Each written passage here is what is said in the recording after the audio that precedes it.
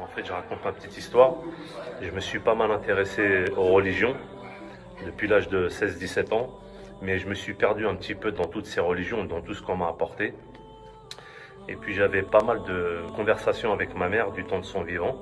On parlait souvent de religion et de Dieu. Des fois elle croyait, des fois elle croyait pas. Et en fait, je suis issu d'une famille qui croit pas en la religion.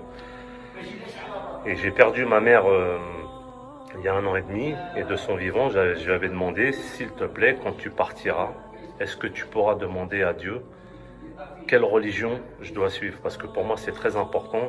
J'ai besoin d'une religion. Je lui avais demandé, peu importe la religion, si c'est le judaïsme, le christianisme, l'islam ou l'hindouisme, mais je veux une réponse de Dieu. Je veux un message frappant et personnel. Et ma mère, elle m'avait dit, ok, je demanderai à Dieu. C'était dans des discussions comme ça, banales. Et il y a 1 an et demi, donc, j'ai perdu ma mère. Et suite à ce décès, quand je suis rentré chez moi ici à Nice, j'ai parlé à ma mère et je lui ai demandé si elle se rappelait de cette conversation qu'on avait eue. Donc je lui ai demandé tout seul dans mon salon ici, est-ce que tu peux demander à Dieu, par rapport à la conversation qu'on a eue, quelle religion je dois suivre? Est-ce que tu peux me donner ce message, s'il te plaît, et dis-moi si tu es bien là où tu es. Et dans la même nuit, j'ai rêvé, en fait, je me suis retrouvé au temps de mon enfance, chez ma mère. Il y avait un buffet sur lequel il n'y avait plus rien, il n'y avait que de la poussière. Sur cette poussière, il y avait un grand cœur. Dans ce cœur, c'était écrit « Je t'aime ». Et à côté du cœur, il y avait le mot « Maca ». Et je n'avais aucune connaissance de cette orthographe du mot Maca, M-A-2-K-A. Donc ce que j'ai fait, j'ai enregistré en texto ce mot. Et le lendemain, j'ai regardé sur Google et je suis tombé sur la Mecque. Et c'est là que j'ai compris qu'elle avait répondu à mon message par l'aide de Dieu. Et ça m'a fait réfléchir et j'ai voulu nier ce rêve.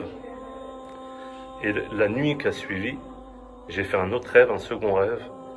Et en fait, j'étais en train de vaquer à mes occupations.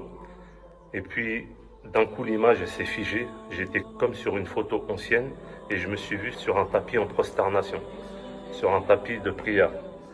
Et en fait, ce second rêve est venu confirmer mon autre rêve. Et c'est là que j'ai compris qu'il fallait que je m'intéresse à l'islam, que le mot Maca et que cette photo sur un tapis de prière n'était pas anodin. Donc de là, suite à ça, j'en ai parlé un petit peu à mon entourage. Et il y a eu aussi un autre événement, c'est que mon fils me disait que des fois les scientifiques disent qu'on ne peut pas rêver de quelque chose qu'on n'a jamais vu. Donc moi, je lui donnais mes arguments. Et au même moment, je vois à la télé un monsieur qui s'appelait Jocelyn Maca, avec le même orthographe que Maca.